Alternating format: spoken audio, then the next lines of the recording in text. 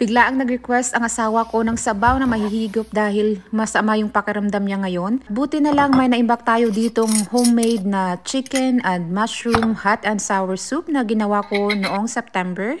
Galing sa mga mushrooms na nakuha ko dito lang sa aming bakuran. Usually, iniinit ko lang ito pero gusto kong maparami pa yung sabaw kaya dinagdagan ko ng maraming tubig at niluto ko ito ulit. Kasi gusto ko siyang dagdagan ng labong o tambo sa amin sa Capiz. Dilatang tambo lang pala yung nakukuha namin dito sa Alaska. So far, wala pa akong nakita na frozen or fresh na labong dito. Pakukuluan ko lang ito ulit para mas maluto yung tambo. Tapos dagdagan ko siya ng sesame oil at ng maanghang na suka na ginawa ko din last year. Tinitimplahan ko lang siya ulit kasi medyo tumabang yung lasa niya dahil dinagdagan ko nga siya ng maraming tubig.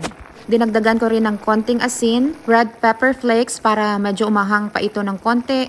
Hinalo-halo ko lang ito at pinakuluan ulit at luto na yung ating chicken and mushroom hot and sour soup. Ito pala yung isa sa mga paboritong soup ng asawa ko. Pag kumakain kami sa Chinese restaurant, ito yung laging ino-order niya.